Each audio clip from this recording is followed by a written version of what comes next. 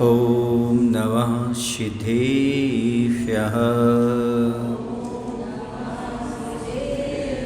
ॐ नमः सिद्धेभ्यः। प्रणिपत्य वर्धमानं प्रसन्नोत्तररत्नमालिकां वक्षे नागनरामरवन्द्यं देवं देवादिपं वीरं देवं देवादिपं वीरं। बोले अहिंसा परमो धर्म की। देवादिदेव श्री शंभुनाथ भगवान की। आचार्य गुरुदेव भगवान श्री विद्यासागर जी महाराज की जय।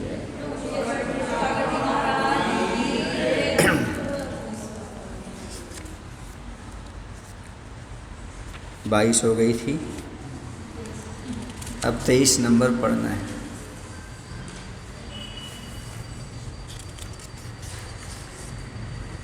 कस्य वसे प्राणिगणः सत्यप्रियभाषिणो विनीतस्य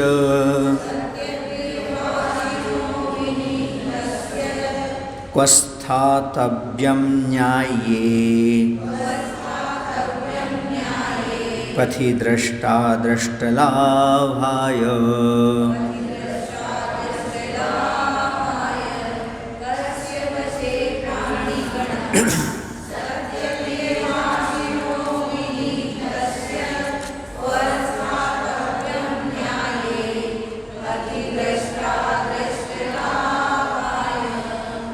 प्राणिगणः कस्य वसे, प्राणी किसके वश में होते हैं?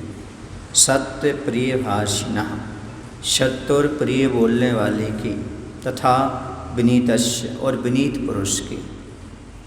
दृष्ट अदृष्ट लाभाय, दृष्ट और अदृष्ट लाभ के लिए को कहाँ स्थातव्यम रहना चाहिए?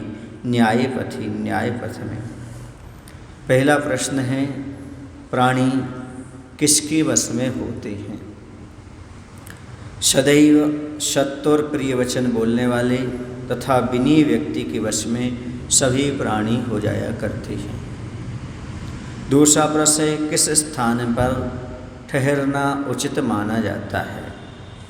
यानी हम कहाँ पर रहें तो दृष्ट पदार्थ और अदृष्ट पदार्थ किसी भी प्राप्ति के लिए तो प्रत्यक्ष दिखाई दे वो है दृष्ट है, और जो ना दिखाई दे वो अदृष्ट है। अन्य धन की प्राप्ति के लिए और अदृष्ट पदार्थ ने पुण्य आदि के लाभ के लिए न्याय मार्ग में ठहरना ही उचित है। धन चाहो या धर्म चाहो, कुछ भी चाहो, दृष्ट चाहो अदृष्ट चाहो, सब प्रकार के लाभ प्राप्त के लिए कभी न्याय मार्ग को नहीं छोड़ना चाहिए। जो न्याय मार्ग में लगे रहते हैं वह ये दोनों चीज़ें प्राप्त कर लेते हैं। अब आगे कहते हैं पहले प्रश्न को समझने के लिए, हे भगवान प्राणीगण किसके वश में रहते हैं? सत्यवान के, प्रियभाषियों के और विनयशील के वश में रहते हैं। ये निश्चित है दो बातें थोड़ी एक सी लग रही हैं, सत्यवान और प्रियभाषी, क्योंकि प्रिय वचन ही सत्य वचन कहलाते हैं। तो सत्यवान हो और सत्य पर अडिग रहने वाला हो और बोलने में प्रिय बोलता हो, और दूसरा है विनयशील भी हो। तो सबसे बड़ी चीज़ है सत्यता। सत्य एक प्रामाणिक चीज़ होती है। जो व्यक्ति सत्यवादी होता है वो प्रामाणिक हो जाता है। जो प्रामाणिक हो जाता है उस व्यक्ति को सब लोग एक्सेप्ट करते हैं, स्वीकार करते हैं, अपना आदर्श बनाते हैं, उनके अनुसार अपने जीवन को ढालने का प्रयास करते हैं। बस में होने का अर्थ है उनके अनुसार अपने आप को चलाने का प्रयास करना। तो जो असत्यभाषी होता है वह स्वयं संकित होता है। जब स्वयं संकित है तो दूसरा उस पर विश्वास कैसे करेगा? दूसरा विश्वास भी नहीं कर पाता यदि शंका स्वयं पर है तो। भले ही कहते अन्न गुण ना हो, मात्र सत्यभाषी होने के कारण व्यक्ति सभी का विश्वास पात्र बन जाता है। एकमात्र सत्य का नियम पालन करने से व्यक्ति का जीवन सुधर जाता है। सत्यवादी प्रियभाषी व्यक्ति सबका विश्वास पात्र बन जाता है। इसलिए हमेशा सत्य का साथ देना चाहिए, सत्य के साथ ही हमेशा जीवन में रहना चाहिए। समझ में आया?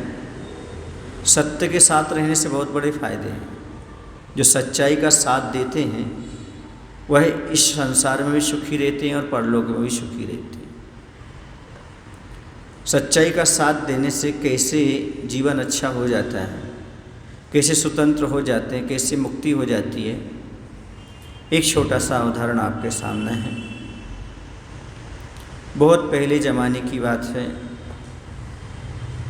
जब झोपड़ियाँ हुआ करती थीं, जब नगर से बाहर साधु संत गमन करते थे तो वहाँ पर कहीं नदी मिलती थी, नदी किनारे कहीं झोपड़ियाँ मिलती थी, कहीं बहुत सारी चीज़ें मिला करती थी। तो एक संत वहाँ से जा रहे थे और वहाँ पर बहुत सारे लोग थे। उन्होंने महाराज से निवेदन किया, महाराज हमें कोई उपदेश दो। महाराज बड़े भोले भाले थे, जैसे बेंगलोर में है वैसे ही थे। हंसते क्यों हैं? अच्छा ठीक है, अच्छी है। हाँ, तो बड़े भोले भाले थे, बैठ गए, उपदेश देने लगे। वहीं झोपड़ी के पास एक पिंजरा था और पिंजरे में कौन था? तोता था। जैसे आप लोग पिंजरे में हो, ऐसे वो पिंजरे में था। पिंजरे के पंछी रे तेरा दर्द न जाने कोई, बाहर से तू खामोश रहे और भीतर भीतर रोए। ऐसे वो पिंजरे का पंछी था। महाराज का उपदेश चल रहा था और महाराज उपदेश दे रहे थे, सच्चाई का साथ देने से संसार से मुक्त हो जाते हैं। किसका साथ देने से?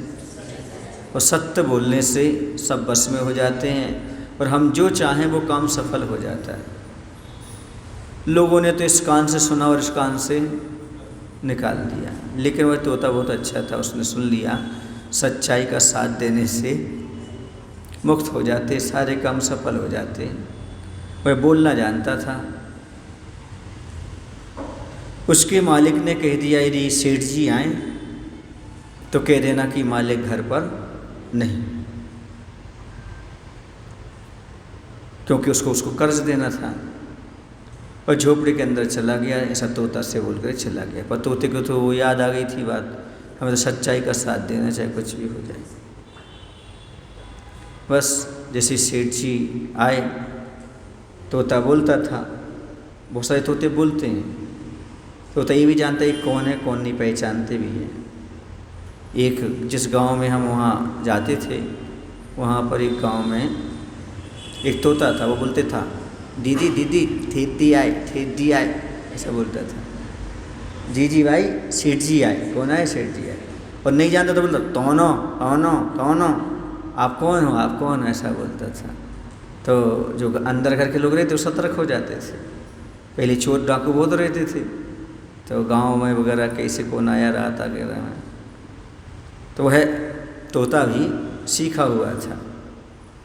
सेठ जी आए, सेठ जी, सेठ जी। हाँ, सेठ जी ने पूछा, क्यों, कहाँ हैं तुम्हारे मालिक? अंदर है, अंदर है। कहाँ है? अंदर है, अंदर है। उन्होंने कहा है सेठ को बोल देना, वो बाहर गए। किसने बोल दिया? तोते ने। सेठ जी वो मालिक अंदर है और उन्होंने क्या कह दिया कि हमारे मालिक कह देना सेठ जी आए तो बाहर गए। समझ गए?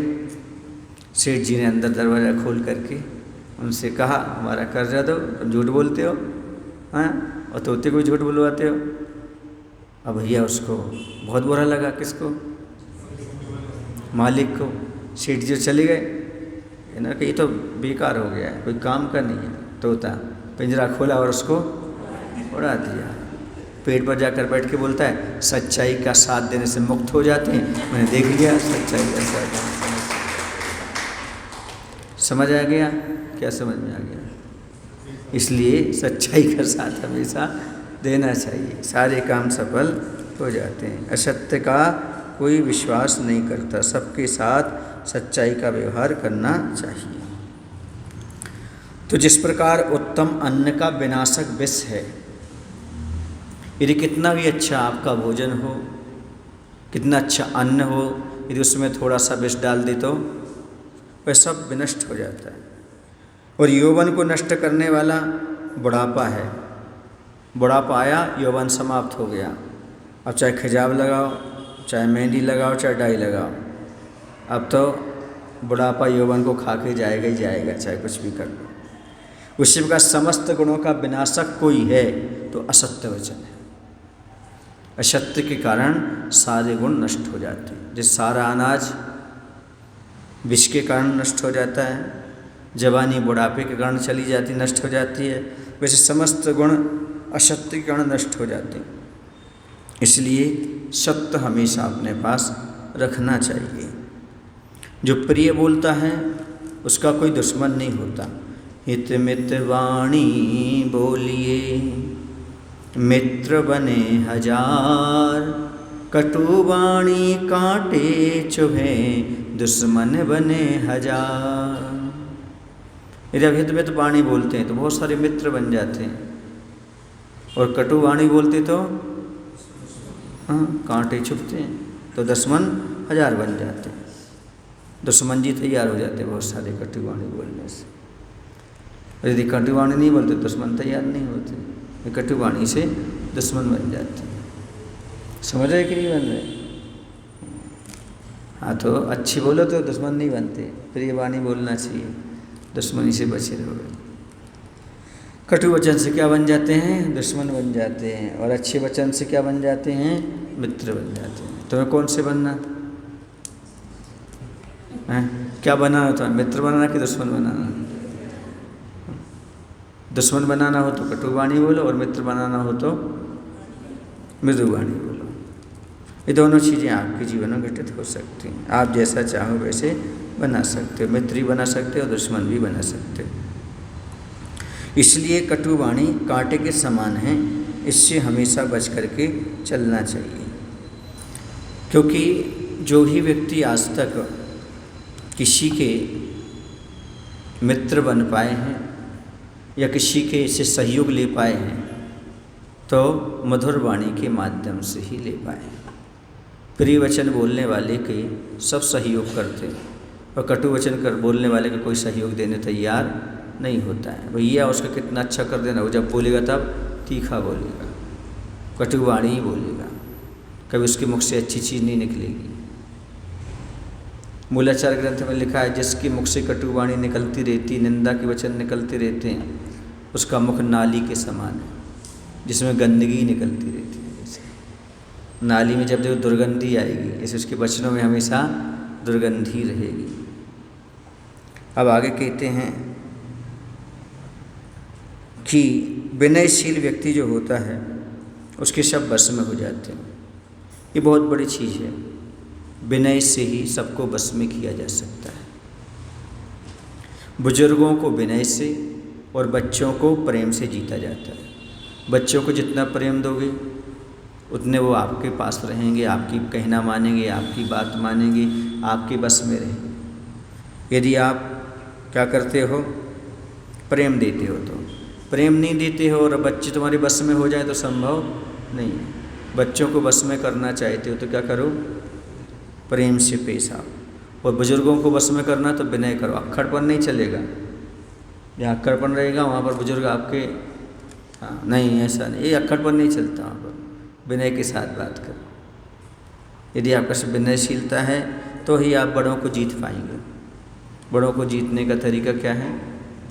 विनय के साथ। और बच्चों को प्रेम के साथ, पत्नी को प्रशंसा के साथ। प्रशंसा कर दो आप, बस देखो आप कुछ भी काम करा लो, समझ गए? हाँ, प्रशंसा कर दो आप थोड़ी सी, फिर सब काम करा सकते। अगर आप प्रशंसा नहीं कर सकते तो फिर तुम कोई काम करा ही नहीं सकते। इसी प्रशंसा करते हैं। हाँ, हम जो युवक हमारे पास उनको सिखाते हैं, बेटा प्रशंसा सीखो, सबसे बड़ा जादू है क्या करना? काम कराने का। विनय जरूरी है, प्रेम जरूरी है, प्रशंसा जरूरी है, इन सब से काम होता है। प्रशंसा से आदमी फूल जाता है, फूल करके जल्दी जल्दी काम करने लगता है ऐसा। क्योंकि हर आदमी प्रशंसा का भूखा होता है। क्या बिगड़ता है, निंदा क्यों करें, प्रशंसा कर दो थोड़ी सी, दिक्कत क्या होती है। तो कहते बचपन से में सरलता और जवानी में विनम्रता और बुढ़ापे में इच्छा निरोध, ये महानता के 3 सोपान हैं। यदि आप महान बनना चाहते हो तो बचपन में सरलता, जवानी में विनम्रता और बुढ़ापे में इच्छा का निरोध, ये आपको महान बनाएंगे। बचपन में क्या होना चाहिए, सरलता होना चाहिए, जवानी में विनम्रता होना चाहिए, और सुन रहे हो बुढ़ापे में क्या होना चाहिए, इच्छाओं का निरोध होना चाहिए। इच्छा निरोध समझते हो, इंद्रिय निरोध कह लो, इच्छा निरोध कह लो, ये जरूरी है। क्योंकि बुढ़ापे में बहुत सारी इच्छाएं होती हैं, और अंत समय जब जो दीपक बुझने लगता है ना, भभकता है वो, ऐसे अंत समय बहुत इच्छाएं और प्रबल हो जाती हैं। ये नहीं, ये भी कर लो, ये भी कर लो, ये भी कर लो, ये भी कर लो, बुढ़ापे की दशा ऐसी होती है। इसलिए बचपन में सरलता अपनाइए, जवानी में विनम्रता, विनम्रता बहुत काम करती है। उसी समय अक्खड़पन आता है, कब, जवान आदमी के लिए जब कमाने लगता है तो उसी समय क्या होता है, अहंकार पैदा होता है, और उसी समय जो उसकी विनम्रता बनी रहे तो काम हो जाता है। और बुढ़ापे में खूब लालसा बढ़ती है, अब छोटा सा जीवन, ये कर लो, ये कर लो, वो कर लो, उसी में इच्छा निरोध हो गया तो काम हो जाता है। ये महानता के 3 सोपान हैं। तो विनम्रता बहुत ज़रूरी है, जिसकी हम यहाँ पर बात कर रहे हैं। कहते विनम्र रहो, झुककर चलो। जो जितना कोमल होगा वो उतने लंबे समय तक चलता है। दांत बीच में आते हैं, बीच में चले जाते हैं। जीभ जन्म से आती है, बात तक रह जाती है। कोमलता की क्या होती है, उम्र होती है। कठोरता की ज़्यादा उम्र नहीं होती, कठोरता बहुत जल्दी समाप्त हो जाती है। तरल और सरल तैरता है, कठिन और कठोर डूब जाता है। जितने तुम कठिन और कठोर बनोगे उतने डूबोगे, और जितने सरल और सरल तरल बनोगे उतने क्या करोगे, आप तैर जाओगे। इसे तैरना सीखना है तो आप सरल बनने का प्रयास करो, विनम्र बनो, झुक करके चलो, काम बनेगा। समझ गए। हमेशा ये विनम्रता अपने आप में काम आती है। प्रभावशील व्यक्तित्व के लिए विनम्रता अपनाइए और बोली में मधुरता अपनाइएगा। यदि विनम्रता दूध का काम करेगी तो मधुरता शरबत का काम करेगी। और कोई गर्मी में व्यक्ति आए, दूध भी पिला दो उसको, शरबत भी पिला दो, फिर देखो आप दोनों काम करेगी। विनम्रता क्या करेगी, दूध का काम करेगी, तो मधुरता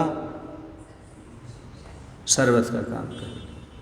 तो कोई अतिथि आता है, दोनों चीज़ों से देने का प्रयास करें। आप लोग चीज़ और कहते हो, सोने पर सुहागा या अंगूठी में नगीना। आपके पास ज्ञान तो है ही, ज्ञान की अंगूठी है, उसने विनम्रता का नग और लगा दो, फिर देखो अंगूठी क्या होगी, चमक जाएगी। बिना नग के अंगूठी शोभा नहीं देती, खाली खाली लगती है। वैसे बिना विनम्रता के ज्ञान कोई शोभा नहीं देता। जब विनम्रता हो तभी वह सार्थक है। विनम्रता के बिना विद्या का कोई अर्थ नहीं, जैसे नग के बिना अंगूठी का कोई महत्व नहीं। उसमें थोड़ा सा छोटा सा हो चल जाएगा, पर होना जरूरी है उसमें, तभी वह शोभा को प्राप्त होती है अंगूठी। ऐसे विनम्रता होना जरूरी है। नमस्कार करने से, झुकने से विनम्रता आती है। और जितने आप झुकोगे आदमी उतने आपके बस में होते जाएंगे, और जितने तुम अकड़ोगे उतने व्यक्ति आपसे दूर होते जाएंगे। अहंकारियों का कोई भी नहीं होता, कोई साथी नहीं होता। रावण का कोई साथी नहीं, दुर्योधन का कोई साथी नहीं। क्यों? क्योंकि अहंकार उसके साथ था। इसी लघुता हो, विनम्रता हो, वो बहुत काम करती है। लघुता से प्रभुता मिले, प्रभुता से प्रभु दूर, चीटी शक्कर ले चली हाथी के सिर धूल। लघुता से प्रभुता मिले। लघु हो तो प्रभु मिलेंगे। प्रभुता से प्रभु दूर। प्रभुता माने अहंकार से भगवान दूर रहते। एक चींटी देखो ना, लघु रहती, वो शक्कर बीन लेती, वहाँ धूल में पड़ी हो तो शक्कर खा लेती है। तो चींटी शक्कर ले चली, और हाथी यदि चाहेगा तो धूल ही मिलेगी उसको, कहाँ से बीन पाएगा वहाँ शक्कर उसमें से, और सिर पर डाल देता धूल, सिर पर चढ़ी धूल। समझ गए ना? तो लघुता से प्रभुता मिले, ये हमारे जीवन में होना चाहिए। लघुता बहुत बड़ी चीज़ है। दूसरी बात बता दूं आपको, विनम्रता जो होती है वह उदार चित्त बनाती है। विनम्र व्यक्ति हमेशा कुछ देने का भाव रखता है। अहंकारी किसी कुछ देता नहीं, विनयशील से सब कुछ प्राप्त हो जाता है। तो उदार चित्त बनाती है, महानता का परिचायक है। विनम्र होना जैसे वृक्ष का झुका होना, फल फूल से लदा हुआ है इसलिए झुका हुआ है, ऐसे गुणवान है इसलिए झुक करके चलता है, विनयशील हुआ करता है। सभी लोग उसके अनुकूल हो जाते हैं। जो विनयवान होता है उसके सब अनुकूल चलने लगते हैं। अहंकार कोई अनुकूल नहीं चलता। जहाँ विनम्रता है वहाँ पर सभी प्रकार के गुण आ जाते हैं, क्योंकि ये अहंकार पैदा करने का अर्थ 100 गुणों को नष्ट करना। इसका उल्टा कर दो, विनय गुण का आने का अर्थ 100 गुणों को प्राप्त करना। अहंकारी व्यक्ति से लोग दूर होते जाते हैं, विनयशील व्यक्ति के पास लोग आते जाते हैं, यानी आकर्षण का केंद्र बन जाता है, अट्रैक्टिव। यदि कोई बनाती है तो कौन बनाती है? विनयता बनाती है, विनम्रता होना चाहिए। रिश्तों में मधुरता भी विनम्रता के कारण आती है। सम्मान मिलता है तो विनम्रता के कारण मिलता है। बहुत सारे गुण ये हैं जो व्यक्ति विनम्रता के साथ काम करता है। कहते जो व्यक्ति में जितने अच्छे अच्छे गुण होंगे वह उतना जीवंत माना जाएगा, और जो व्यक्ति जितना जीवंत होगा उसके आसपास उतना बड़ा आभा मंडल बनेगा। जितना बड़ा आभा मंडल बनेगा आपके पास सब लोग आकर्षित होते चले जाएंगे, आपके संबंध भी अच्छे बनते चले जाएंगे। इसलिए किसकी आवश्यकता है? अच्छे अच्छे गुणों को अपने पास रखने की आवश्यकता है। जैसे आप गुणों को रखेंगे तो फिर व्यक्ति आपके पास रहना चाहेगा, आपके पास में रहना चाहिए। गुण नहीं है तो कौन आपके पास रहेगा? कोई नहीं रहता। सरोवर में पानी हो तो पक्षी आएंगे, पानी नहीं हो तो सब उड़ जाएंगे। वृक्ष में फल फूल हो तो पक्षी आएंगे, नहीं हो तो उड़ जाएंगे। ऐसे आपके पास गुण हैं तो कोई आपके पास आना चाहेगा, नहीं है तो क्या ठूठ वृक्ष के नीचे कौन बैठेगा? कौन बैठेगा ठूठ वृक्ष के नीचे? कोई नहीं। ऐसी जिसका कोई गुण नहीं है उसके पास कौन बस में रहेगा, और जो गुणवान है उसके सब बस में रहेंगे। समझ गए ना? चलो आगे चलते हैं। दूसरा प्रश्न भी इसमें है, हमें कहाँ स्थिर होना चाहिए? स्थिर का अर्थ है कौन से मार्ग को अपनाना चाहिए? तो न्याय मार्ग को अपनाना चाहिए। प्रत्यक्ष और परोक्ष लाभ के लिए हमें न्याय मार्ग को अपनाना चाहिए। कोई बुरा कहो या अच्छा, लक्ष्मी आवे या जावे, लाखों वर्षों तक जीवो या मृत्यु आज ही आ जावे, अथवा कोई कैसा भी भय या लालच देने आवे, तो भी न्याय मार्ग से मेरा कभी न पग डिगने पाए। मेरी भावना है न्याय मार्ग से मेरा पग कभी विचलित नहीं होना चाहिए। कैसा भी कोई भी प्रलोभन आ जाए, कोई भी चीज़ आ जाए, तो न्याय मार्ग से हम विचलित ना हो। चाहे प्रत्यक्ष हो चाहे अप्रत्यक्ष हो, दोनों प्रकार के लाभ यदि प्राप्त होते हैं तो किसकी वजह से होते हैं? किसकी वजह से होते हैं? न्याय मार्ग पर चलने वाले। सब कुछ धन भी प्राप्त होता है और धर्म भी प्राप्त होता है। कहते अन्याय के माध्यम से संपत्ति जो अर्जित करते हैं वह 10 वर्ष तक ठहरती है। 11 वर्ष से समूल विनश्यति, 11वें वर्ष में वो संपत्ति पूरी नष्ट हो जाती है। ऐसा नीतिकार लिखते हैं। अन्याय की संपत्ति कितने दिन चलती है? 10 वर्ष तक। जैसे आपका पाप क्षीण होता है 11 वर्षाणि, क्या होता है? समूल विनश्यति, मूल सहित नष्ट हो जाती है। और देखा होगा बहुत सारे जो होते लाटरी सट्टा वाले अन्याय से कमा लेते हैं, 10-5 साल तो चलते हैं, फिर फुटपाथ पे आ जाते हैं। क्योंकि जैसा धन आता है वैसा चला जाता है। चोरी का धन मोरी का धन मोरी में, और पानी का धन पानी में, और नाक कट्टी बेईमानी में। ऐसा हो जाता है, समझ गए। एक चोर था, वह चोरी करके लाया, तो जो चोर था उसने एक पोटरी में जो चोरी के धन थे, सिक्के वगैरह, वो रख लिए। रख कर के वह पानी पीने के लिए गया उस पोटरी को। इतने बंदर आया, बंदर उठा लेगा और पेट पर बैठा और एक एक फेंकता जा रहा पानी में, समझ गए ना। तो एक तो चोरी की, है ना, चोरी का धन, मोरी का धन मोरी में कहते, और पानी का धन पानी में, और नाक कटी, नाक भी कट गई बेचारी। क्यों कट गई? क्योंकि चोरी की थी उसने, और सारे बंदरों ने क्या कर दिया, उसका सारा पैसा बर्बाद कर दिया। तो ऐसा होता है, अन्याय का पैसा अन्याय में ही लगता है। और प्राय करके जो अन्याय का पैसा कमाते हैं उनकी बच्चों की बुद्धि भ्रष्ट हो जाती है, उनके परिवार में कुछ ना कुछ ऐसा घटना घट जाती है कि जीवन भर कलंकित रहना पड़ता। क्यों? क्योंकि अन्याय का धन पचता नहीं, कभी नहीं पचता अन्याय का धन। कितना भी आप ले लो, कहीं ना कहीं से निकलेगा वो, या तो डॉक्टर को देना पड़ेगा, या फिर कोई चोर ले जाएंगे, या फिर स्वयं कहीं ना कहीं से परेशान रहोगे, क्योंकि अन्याय का धन है। कभी भी अन्याय के धन के को लेने की इच्छा जीवन में नहीं करना चाहिए, समझ गए। तो यहाँ पर यही बात कही, कहते हैं धर्म के प्रति स्वाभिमान जागृत करो आप। कोई कोयला छिपकर भी खाया जाएगा तो क्या होगा, मुँह तो काला हो ही जाएगा, और धर्म छिपकर भी किया जाएगा तो बाहर निकल कर के आ जाएगा। क्यों? धर्म किया तो उसका परिणाम तो आपको देखने को मिलेगा, आज नहीं तो कल। इसलिए हमेशा जैसे बने वैसे करना चाहिए। कहते सदाचार रहित यदि जीवन है तो उसमें उत्थान के फल नहीं लगते, उन्नति के फल तभी लगते तब आपका जीवन सदाचारमय हो, न्याय पथ पर चल रहा हो, तभी इस प्रकार के फल इसमें होगा करते। मार्ग किसे कहते? न्याय तो आप लोग जानते हो। न्याय किसे कहते? धर्म है, सही चीज़ है, उसका नाम क्या है? न्याय। जिसमें किसी का अहित ना हो उसका नाम न्याय। और मार्ग किसका नाम है? यह समुत्तरोपायः स मार्गः, संसार सागर से पार होने का उपाय ही मार्ग है। उसका नाम मार्ग है, संसार सागर से पार उतरने का जो मार्ग है उसी का, या उपाय है उसी का नाम मार्ग है। यह महापुरुष जिस मार्ग से गए उसका नाम महान गतः एनसा पंथा, महाजना गतः एनसा पंथा, जहाँ से महान लोग गए उसी का नाम पथ है, मार्ग है।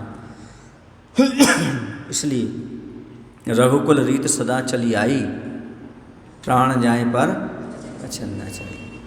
यह है न्याय मार्ग का साथ देना। न्याय मार्ग से डिगने या डिगाने वाले कारण कौन कौन से हैं? तो 3 कारण होते हैं मुख्य। एक तो प्रलोभन होता है। प्रलोभन के कारण आदमी न्याय मार्ग से च्युत हो जाता है। किसी चीज़ का प्रलोभन मिल जाता है उसके लिए, धन का हो, और भी बहुत सारे संसार में प्रलोभन है। दूसरा भय के कारण, तुम्हारे साथ ऐसा कर देंगे इसलिए आपको झूठ बोलना पड़ेगा, आपको ऐसा बोलना पड़ेगा। ये कोर्ट कचहरी में बहुत ज़्यादा होता है, दबाव दे करके किया जाता है, तो भय के कारण। तीसरा है पद पाने की इच्छा से, पद की पदोन्नति हो जाएगी, इसलिए भी आदमी झूठ बोलता है। 3 कारण हो गए। पहला कारण कौन सा? प्रलोभन। कई प्रकार के प्रलोभन में फंस जाता है आदमी। जब प्रलोभन में फंस जाता है तो वह न्याय मार्ग से च्युत हो जाता है। और जब तक प्रलोभन उसे अच्छे प्रतीत नहीं होते या प्रलोभन से बचा रहता है तो न्याय मार्ग बचा रहता है। बहुत सारे नेता वगैरह ऐसे हुए पहले के जिन्हें खूब प्रलोभन मिली लेकिन वो प्रलोभन में नहीं फंसे, कुछ फंस गए। दोनों प्रकार के रहते हैं। तो न्याय मार्ग से डिगाने वाले प्रलोभन है, भय है, और पद आदि पाने की जो इच्छा होती, सत्ता आदि पाने की इच्छा, ये भी आदमी को न्याय मार्ग से च्युत कर देती।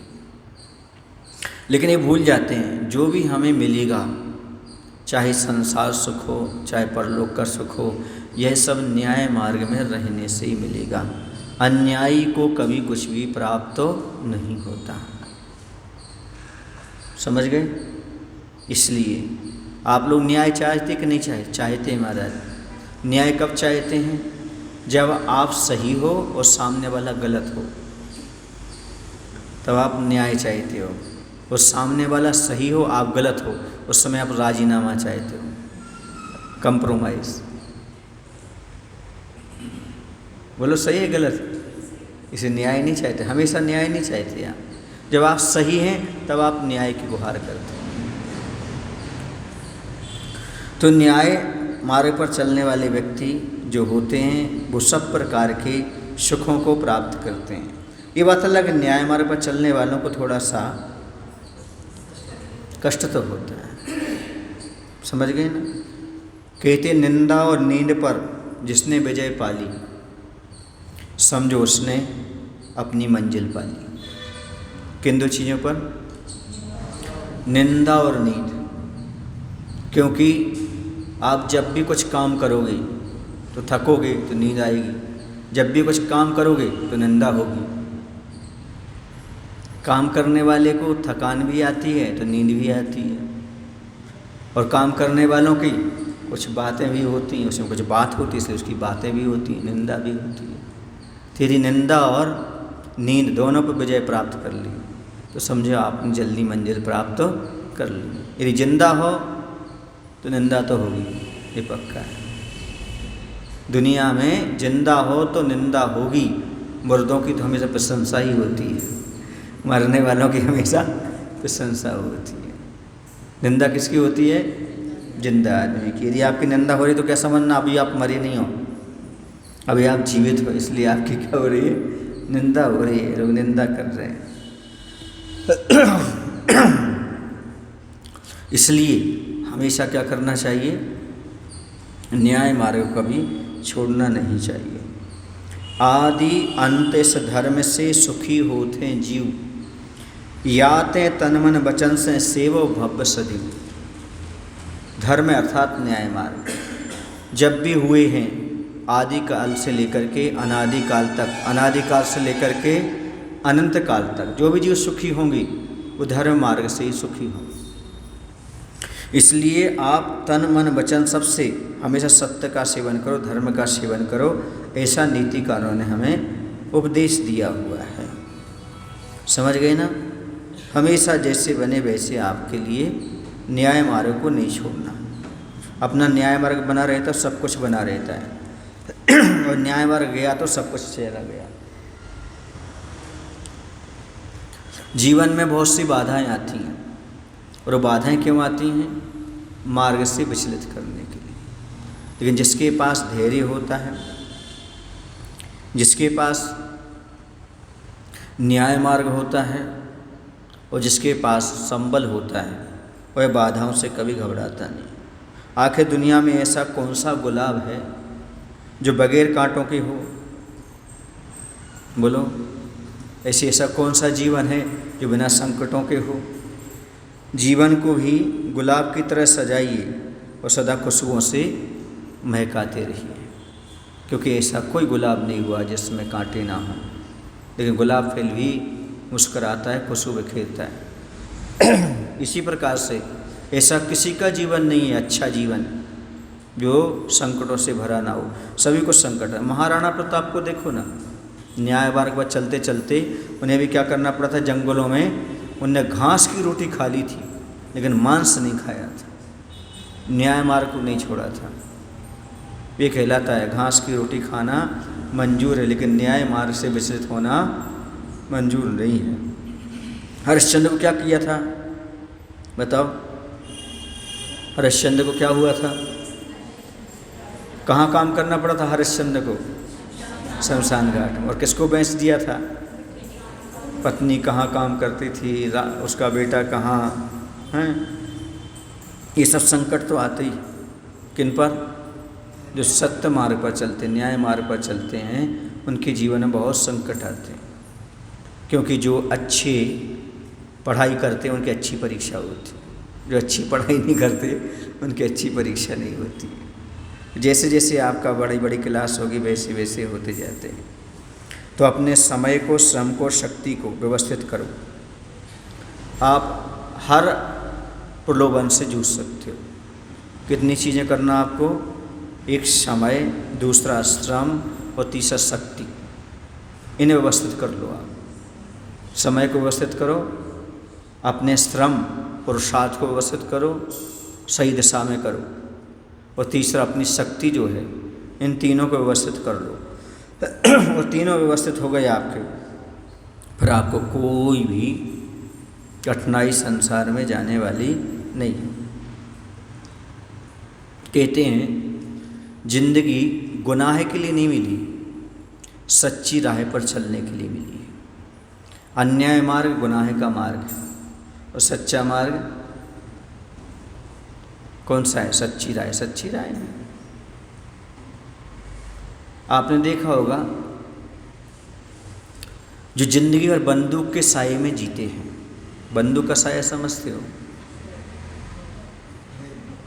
जिनके साथ वन फौज की गार्ड चलती रहती है, नेता वगैरह हो, जो हमेशा बंदूक के साए में जिया करते हैं, अंतिम में बंदूक से ही मारे जाते हैं।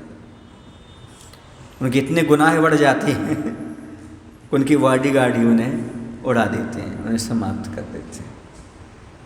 क्योंकि वो बॉडीगार्ड क्यों हैं? जब तक आप सही चल रहे ठीक हो, वरना बाद में वही हथकड़ी पहना देंगे या फिर क्या कर देंगे? आपको उड़ा देंगे। इंदिरा गांधी को किसने मारा था? राजीव गांधी को। वो सम्मान करने आया था लोग, ये सब चले जाते हैं। तो संसार की स्थिति ऐसी है।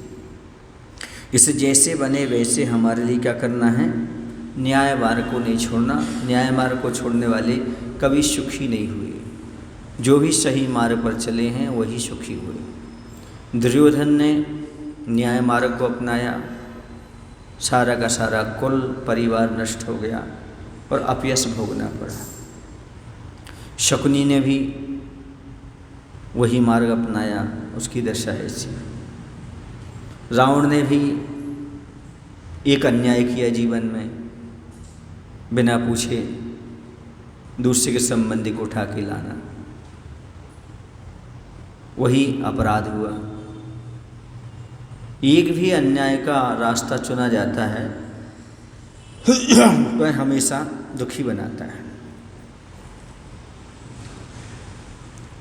कभी कभी ऐसा लगता है कि दुनिया जो अन्याय पर चल रही है उसका सब अच्छा होता जा रहा है, और जो न्याय मार्ग पर चलता है कभी कभी उसे दुख उठाना पड़ता है। ये देखने को मिलता है। इसके पीछे ये मत समझना आप कि वर्तमान के हमारे अच्छे परिणामों से दुख मिल रहा है और उसके वर्तमान के पापों से सुख मिल रहा है, बल्कि ये समझ कर चलो कि उसने भूतकाल में कुछ अच्छे कर्म किए थे, वो उदय में आए हैं उसके, इसलिए उससे क्या हो रहा है? अभी गलत करते हुए भी अच्छा मिल रहा है। और आपने भूतकाल में अच्छे काम नहीं किए थे तो उसका उदय चल रहा है। अभी अच्छे कर रहे हो, अभी नहीं मिलेगा आपको, आगे मिलेगा। एक बहुत पुराना एग्जाम्पल मिलता है। एक नगर में दो व्यक्ति रहते थे। एक बहुत भाग्यशाली था, मतलब उसका पूर्व का कर्म इतना अच्छा नहीं था, और एक भाग्यशाली नहीं था लेकिन वो भाग्य को अच्छा बनाना चाहता था, वर्तमान अच्छा काम करता था। दोनों एक ही समय घर से निकलते थे, और एक निकलता था तो मंदिर जाता था, पूजन अर्चन आदि करता था। दूसरा निकलता था तो कहाँ जाता था? कोठे वाली के यहाँ जाता था, राग रंग में लगा रहता, मनोरंजन में लगा रहता था। उसका पुण्य का उदय चल रहा था, इसका अभी पाप का उदय था, फिर भी धर्म करता रहता था।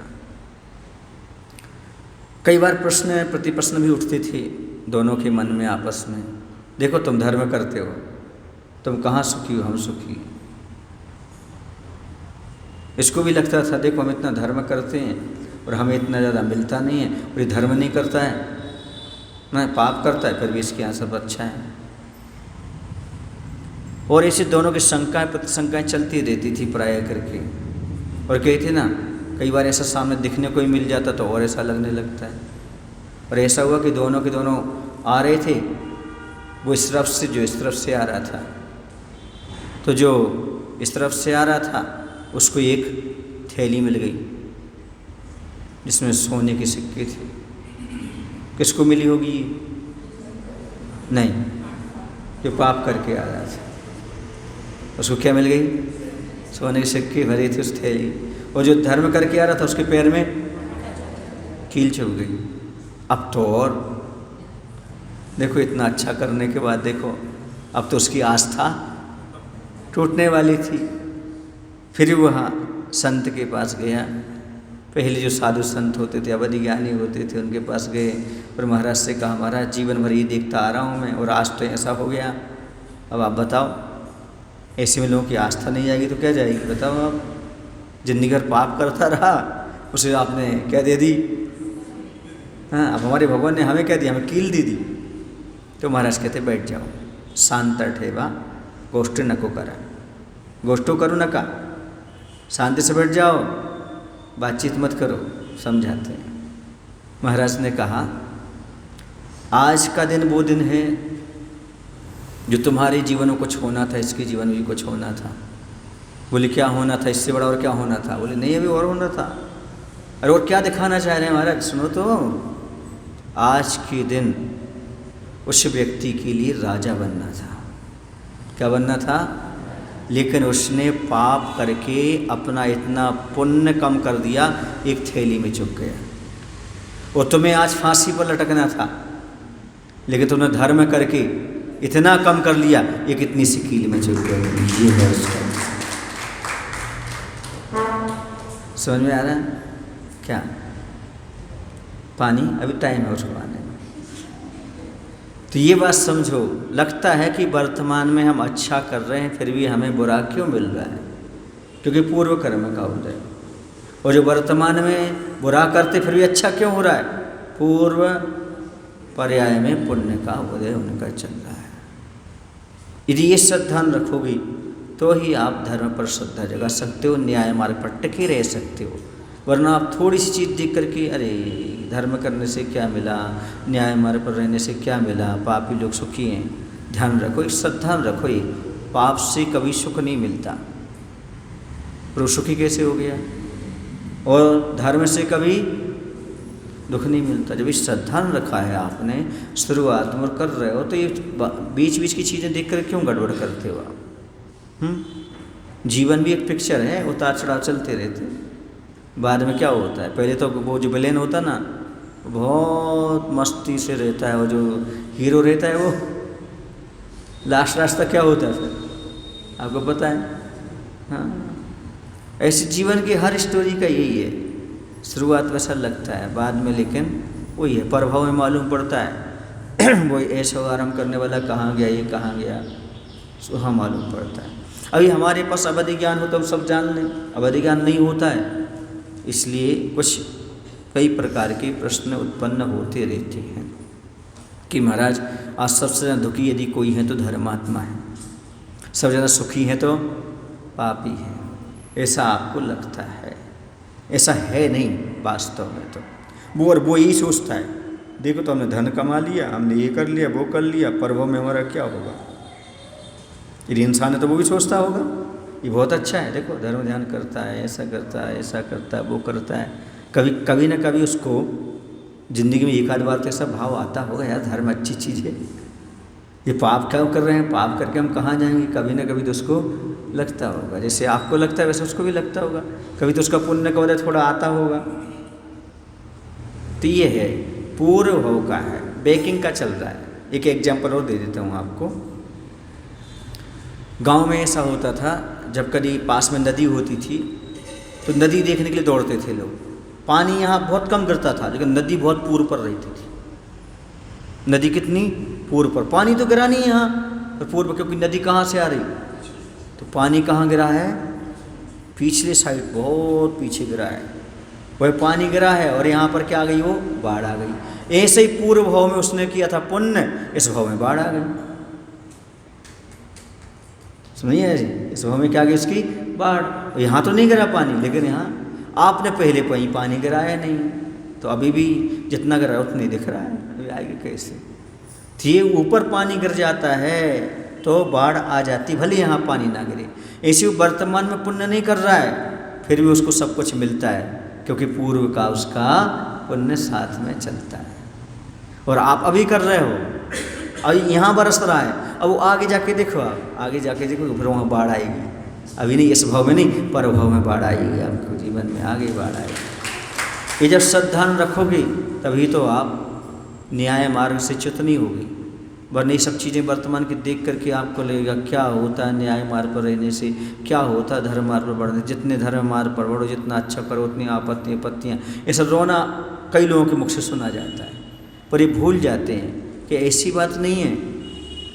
हकीकत तो ये है कि बैकिंग में आपका क्या चल रहा है, पुण्य चल रहा है, बैकिंग में पाप रहा है, ऐसा है, तभी इसका फल आपको दिखाई दे रहा है। क्यों? यदि ऐसा ना होता तद्भव मोक्षगामी जीवों के लिए भी कितनी आपत्तियाँ आई, कितने संकट आए। कुष्ठ रोग तक हो गया, शरद कुमार चक्रवर्ती आदि कैसा कैसा नहीं हुआ है, जिसके यक्ष 1000 यक्ष जिसको क्या कर रहे हैं, एक एक रत्न की निधि की रक्षा कर रहे हैं, और 32 यक्ष चमर ढुरा रहे हैं जिसको, उसको कौन सा रोग हो गया। ये देवता क्या कर रहे हैं, 32 चमर ढुरा रहे हैं, अब क्या हो रहा है, उनको कुष्ठ रोग हो गया, कुछ नहीं कर पा रहे हो।